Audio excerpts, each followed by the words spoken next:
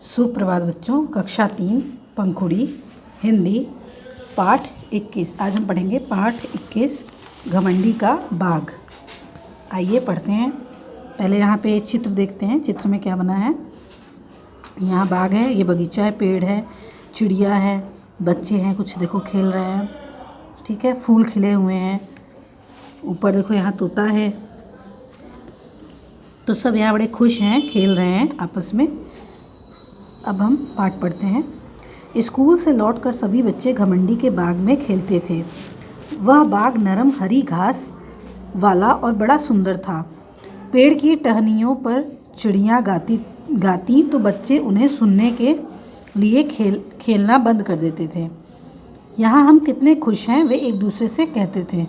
तो ये एक बाग है, बगीचा है, और इसका मालिक कौन है? घमंडी। तो ये घमंडी का बगीचा है।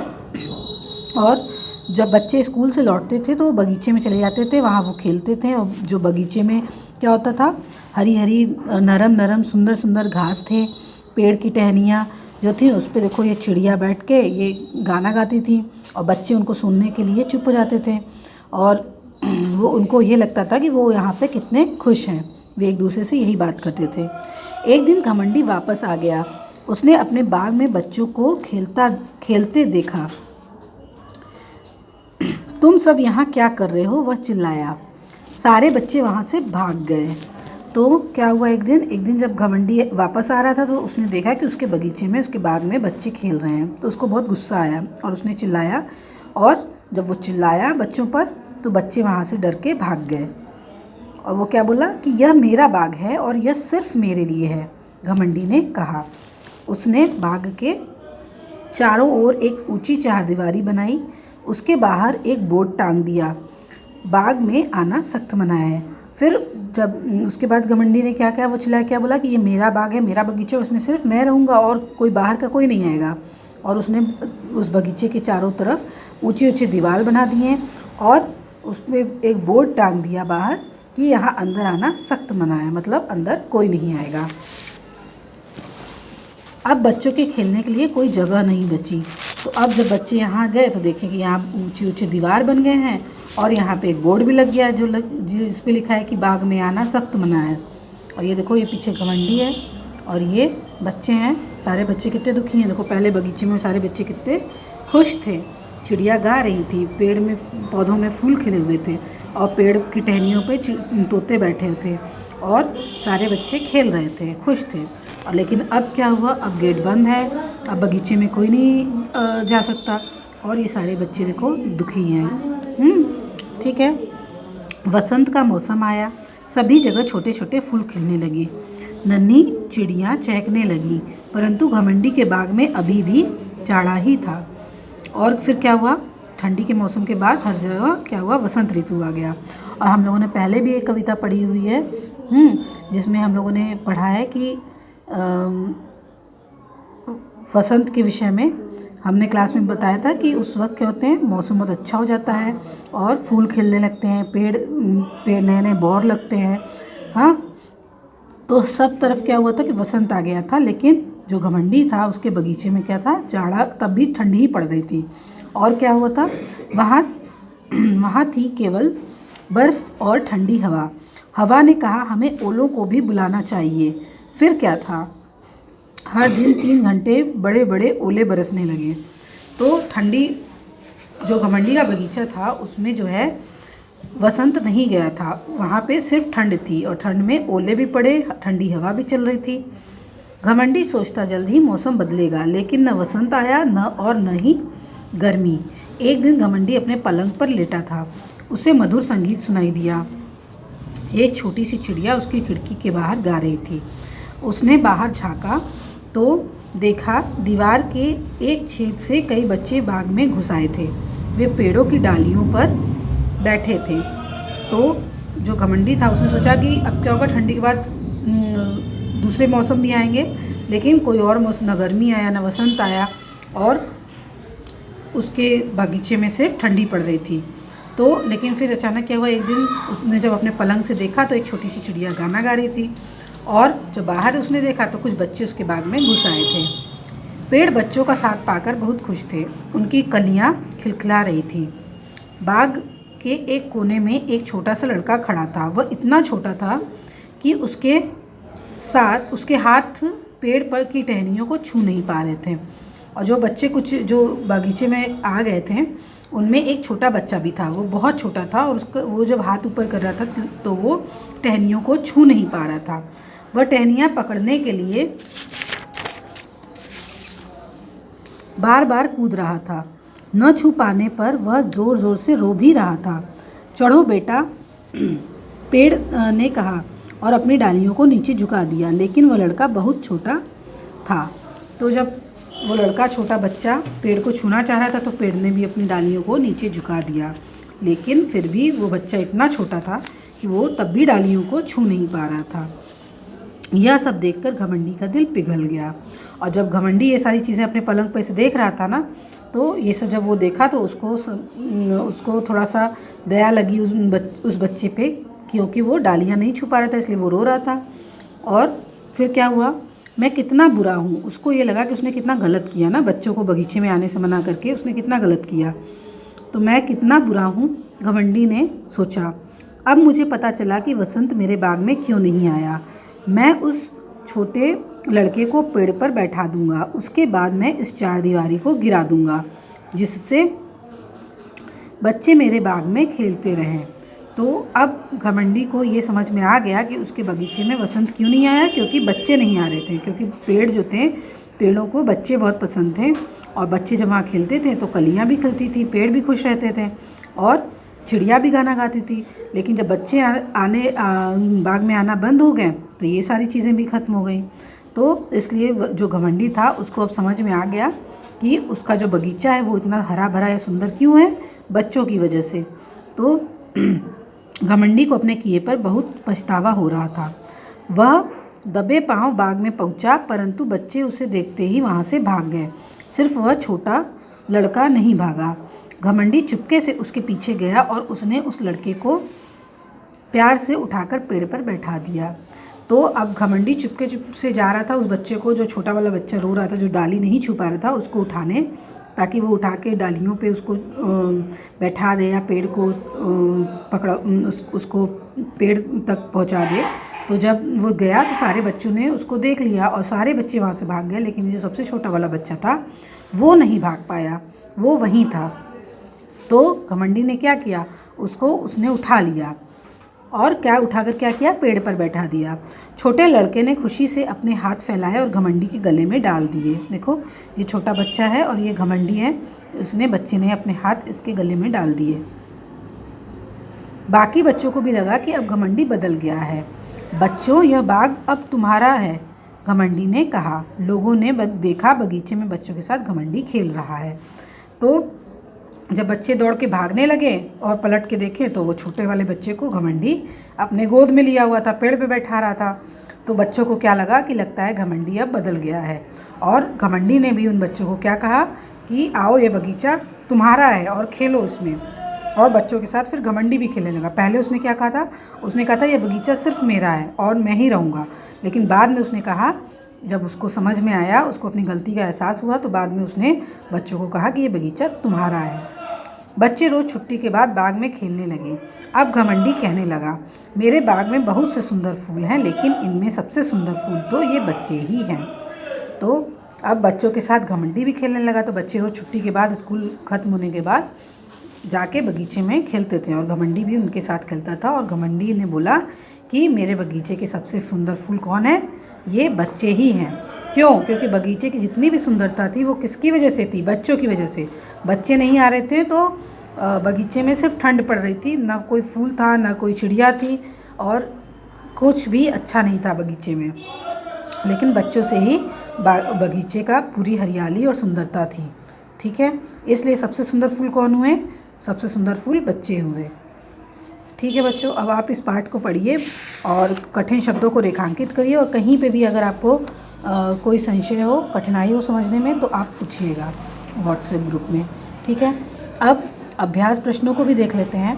क्या है कि बच्चे घमंडी को देखकर क्यों भागे। तो अब ये सवाल है कि बच्चे घमंडी को देखकर क्यों भागे।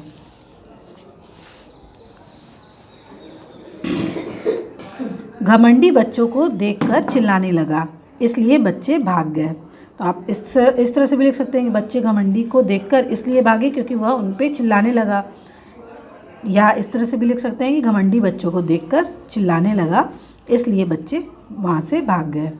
घमंडी के बाग में फूल क्यों नहीं आए? घमंडी के बाग में फूल क्यों नहीं आए? तो घमंडी ने बाग के चारों ओर एक ऊंची चारदीवारी बनवा दिया था। उसके बाहर एक बोर्ड टांग दिया कि बाग में आना सख्त मना है। बच्चों के न आने के कारण पेड़ उदास हो गए और बाग में फूल नहीं आए। तो घमंडी के बाग में फूल क्यों नहीं आए? क्योंकि बच्चों की वजह से ही पूरी बगीचे की हरियाली और सुंदरता थी। तो जब बच्चे नहीं आए तो बगीचे में फूल भी नहीं आए। घमंडी का दिल क्या देखकर पिघल गया? अब ये जो पूरी घटना है इसको आपको अपने शब्दों में लिखना है। मैंने इसको लिखा है, आप इससे भी छोटे में अपना जवाब लिख सकते हैं। तो बाग में बच्चों के न आने से वसंत नहीं आया, सिर्फ ठंडी हवा चलती थी और ओले बरसते थे। एक दिन दीवार के छेद से कई बच्चे बाग में घुस आए थे। पेड़ बच्चों का साथ पाकर बहुत खुश थे और कलियां खिलखिलाने लगी। एक छोटा बच्चा टहनियाँ न छू पाने पर ज़ोर ज़ोर से रो रहा था। यह सब देखकर घमंडी का दिल पिघल गया। तो क्योंकि बहुत दिन से घमंडी ने किसी चिड़िया के गाने की आवाज़ भी नहीं सुनी थी, उसके यहाँ सिर्फ ठंडी पड़ रही थी। तो जब चिड़िया गाने लगी, बच्चे आके बगीचे में खेलने लगे, हंसने बोलने लगे, खेलने लगे और वो छोटा बच्चा रोने लगा, ये परिवर्तन देखकर घमंडी का दिल पिघल गया। तो इसी को आप अपने शब्दों में भी लिख लीजिएगा। घमंडी ने बच्चों को सबसे सुंदर फूल क्यों कहा? बच्चों के बाग में न जाने से वहाँ वसंत ऋतु नहीं आया, सिर्फ ठंडी हवा चली और ओले पड़े। बच्चों के आने से ही पेड़ खुश हुए, कलियां खिलखिलाईं, फूल खिले और बाग में वसंत का प्रवेश हुआ। बच्चों के धमा चौकड़ी से ही बगीचा गुलजार हुआ, इसलिए घमंडी ने बच्चों को सबसे सुंदर फूल कहा। तो ये बात हम लोग चर्चा कर चुके हैं कि बच्चों से ही वो बगीचे की रौनक थी और उन्हीं की वजह से पेड़ जो है वो खुश हुए, जो चिड़ियाँ हैं वो गाना गाने लगी और हरियाली जो है वो वहाँ पे थी। तो इसीलिए सबसे सुंदर फूल कौन है? सबसे सुंदर फूल बच्चे हैं, उन्हीं के आने से ही वसंत ऋतु वहाँ पे आई। अपनी चीज़ों को दूसरों के साथ बांटने पर तुम्हें कैसा लगता है? तो कैसा लगता है अगर आपको कोई चॉकलेट दो और उस चॉकलेट को आपको अपने छोटे भाई बहनों से बांटना हो या किसी दोस्त से या कोई भी खाने पीने की चीज़, तो कैसा लगेगा? अपनी चीज़ों को दूसरों के साथ बांटने पर खुशी, संतोष, प्रेम और आपसी भाईचारे का अनुभव होता है। तो जब हम अपनी कोई चीज़ किसी से बांटते हैं तो हम लोगों को दुखी नहीं होना चाहिए कि हमारा चीज़ घट गया, ये नहीं, हम लोग को खुश होना चाहिए कि सबके साथ कोई भी चीज़ अगर हो सबके साथ मिल बैठ के खाना चाहिए, सबके साथ ही खुशी मिलती है कोई चीज़ करने की। ठीक है, इस कहानी का और क्या शीर्षक हो सकता है? तो इस कहानी का और शीर्षक क्या हो सकता है? तो एक तो शीर्षक ये हो सकता है सबसे सुंदर फूल।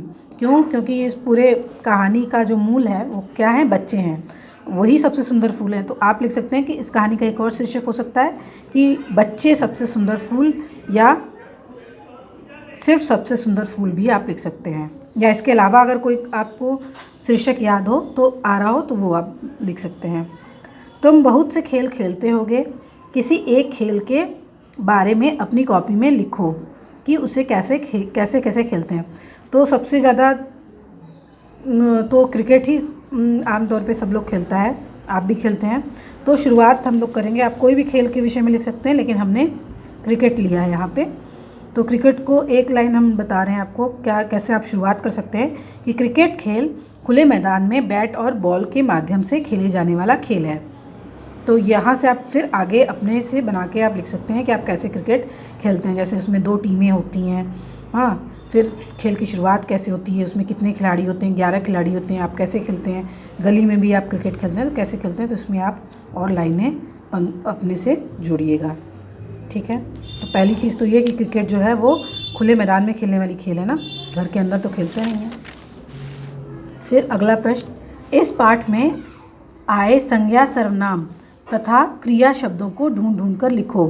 तो संज्ञा, सर्वनाम और क्रिया, पहले ये क्या होता है ये हम देख लेते हैं। तो संज्ञा किसी जाति, द्रव्य, गुण, भाव, व्यक्ति, स्थान और क्रिया आदि के नाम को संज्ञा कहते हैं। जैसे पशु जाति, सुंदरता गुण, व्यथा भाव, मोहन व्यक्ति, किसी व्यक्ति का नाम है, दिल्ली स्थान, स्थान का नाम है, और मारना ये एक क्रिया है।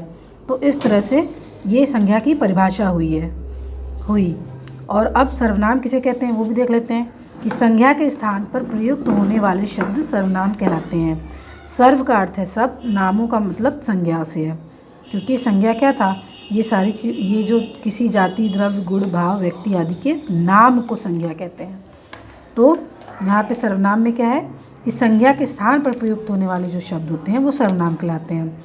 सर्व मतलब सब, नामों मतलब संज्ञाओं के बदले जो शब्द आते हैं उन्हें सर्वनाम कहते हैं। उदाहरण मैं, तुम, तू, वह, आप, और इन तरह के सारे जो शब्द होते हैं वो। फिर क्रिया किसे कहते हैं, जिन शब्दों में किसी कार्य का करना या होना व्यक्त हो उन्हें क्रिया कहते हैं। जैसे रोया, खाया आदि। तो ये होगी क्रिया की परिभाषा कि जब कोई चीज़ क्रिया किसी चीज़ का कब कहते हैं कि जिन शब्दों में किसी कार्य का करना हो उसको क्रिया कहते हैं। तो ये हो गया संज्ञा, सर्वनाम और क्रिया, ये तीनों का परिभाषा क्या होता है ये हमने बतला दिया। अब हम लोग को पुस्तक में से छांट के लिखना है ऐसे संज्ञा, सर्वनाम शब्दों को और क्रिया को। तो सबसे पहले हम ये बस पहले पेज पे जो लाइन है उसको ही हम लोग देख लेते हैं। ये हिस्से में, इसमें कुछ हम आपको बतला रहे हैं कि संज्ञा, सर्वनाम और क्रिया के कौन कौन से शब्द हैं, और कुछ आप अपने से ही भी ढूंढिएगा।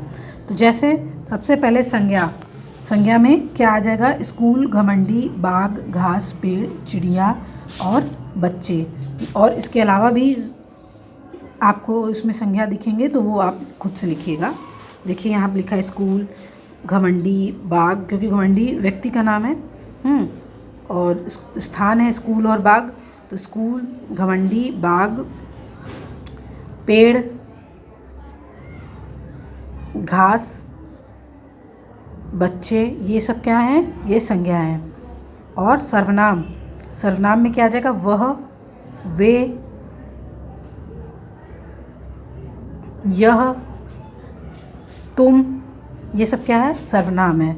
तो वह, वे, उसने, तुम, यह, उसने भी देखो इसमें है, उसने यहाँ पे है, तो ये सर्वनाम हो गया। तो इस तरह से आप सर्वनाम ढूंढ के आगे और लिखिएगा। फिर अब आया क्रिया। तो क्रिया में क्या है, ये देखो क्रिया है, खेलना एक क्रिया है, तो खेलते। फिर चिड़िया गाती, तो गाती क्रिया है, गाती हो गया, खेलते गाती। फिर चिल्लाया क्रिया है। फिर भाग गए, तो यहाँ बच्चे भाग गए, तो ये भी क्रिया है। टांग दिया, बोर्ड को टांगा, तो वो भी एक क्रिया है। तो इस तरह से खेलते, गाती, चिल्लाया, भाग गए, टांग दिया, ये सब क्रिया है। तो अब आप इसी तरह से और शब्द छाटिए और लिखिए।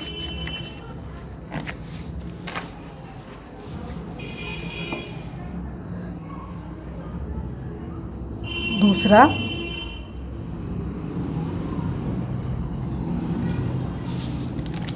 वाक्य पूरा करो।